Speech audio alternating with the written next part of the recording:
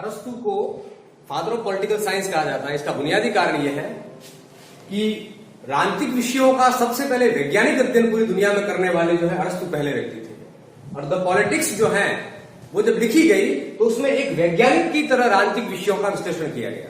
इसलिए अरस्तु को the father of political science कहा जाता है और प्लेटो को द फादर ऑफ पॉलिटिक्स कहा जाता है।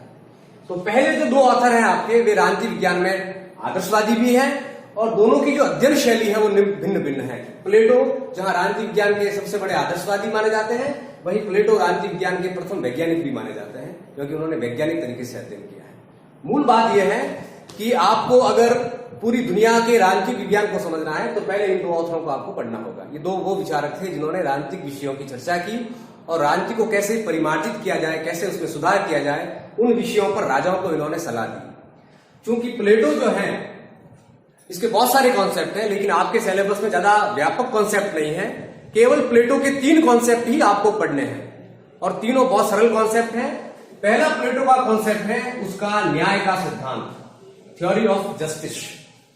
वो कहता है कि अगर एक राजा है तो वो किस प्रकार की प्रणाली अपने यहां लागू करे ताकि सामाजिक न्याय और राजनीतिक न्याय की स्थापना हो सके। तो पहला जो उसका कॉन्सेप्ट है उसका नाम है प्लेटो के न्याय का सिद्धांत। दूसरा प्लेटो का सिद्धांत है साम्यवाद का सिद्धांत। प्लेटो दुनिया का पहला व्यक्ति था जिसने एक साम्यवाद की कल्पना की। यद्यपि उसका साम्यवाद आधुनिक साम्यवाद से या आज के मार्क्सवादी साम्यवाद से भिन्न है, लेकिन राजनीतिक समाज की जब हम बात करते हैं तो वो पहला व्यक्ति था जिसने साम्यवाद को समाज पर लागू करने की वकालत की। यद्यपि उसका साम्यवाद समाज के आज की तरह संपूर्ण वर्गों पर लागू नहीं होता।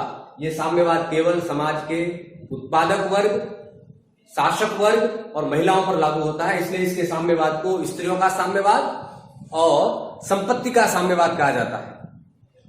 तीसरा उसका कॉन्सेप्ट है शिक्षा सिद्धांत। प्लेटो कालिक समाज की एक बुनियादी समस्या थी कि समाज में क्रांतियां बहुत होती थी और उसका बुनियादी कारण था निजी शिक्षण प्रणाली और सोफिस्टों द्वारा दी जाने वाली शिक्षा। प्लेटो ने यह कहा सबसे पहले दुनिया में कि शिक्षा पर सरकार का पूरा नियंत्रण रहना चाहिए और शिक्षा के द्वारा ही एक सामर्थ्यवान नागरिक का निर्माण किया जा सकता है। इसलिए उसने सोफिस्टों द्वारा दी जाने वाली निजी शिक्षा का घोर विरोध किया। तो आपको जो सबसे पहले पढ़ना है उसमें ये प्लेटो के 3 सिद्धांत पढ़ने हैं। प्लेटो का न्याय का सिद्धांत, उसका साम्यवाद का सिद्धांत और उसका शिक्षा सिद्धांत। दूसरा हम आता है अरस्तु पर। चूंकि मैंने पहले ही कहा कि अरस्तु जो है इसके पिता सिकंदर के पिता के राजवेद थे, इसलिए विज्ञानवाद का जितना प्रभाव अरस्तु पर पड़ा उतना प्रभाव और किसी राजनीतिक विचारक पर नहीं पड़ा। इसलिए इसने राजनीतिक विषयों का अध्ययन एक वैज्ञानिक की भांति किया। अरस्तु कालिक यूनानी समाज की एक बुनियादी समस्या थी कि समाज में क्रांतियां बहुत होती थी, रिवॉल्यूशन, और समाज उससे ग्रसित था। तो अरस्तु ने सबसे पहले दुनिया या राजाओं को यह कहा कि आप क्रांति किस कारण होती है, कौन सी शासन प्रणाली में क्रांति किस कारण होगी और एक शासक कैसे कैसे क्रांतियों को रोक सकता है। तो पहला जो उसका कॉन्सेप्ट है वो है क्रांति, उसके कारण और उसको रोकने के उपाय।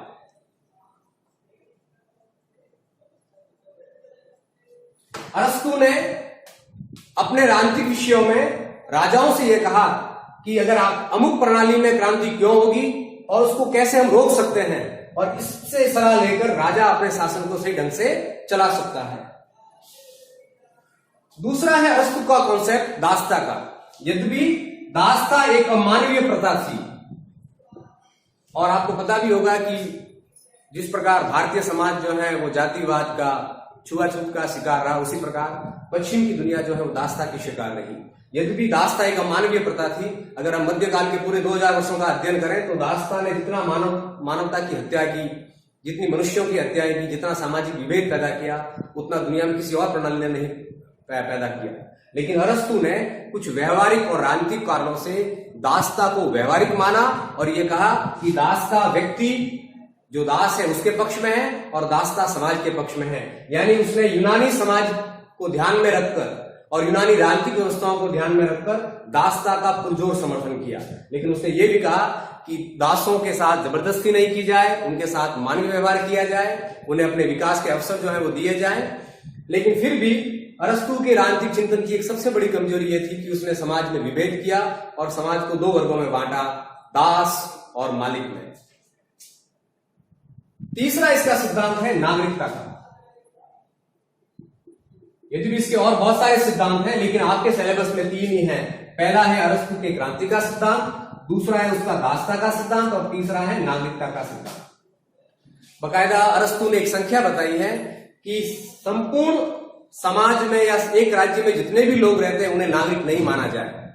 नागरिक वही होंगे जो समाज में स्वतंत्र जन हैं।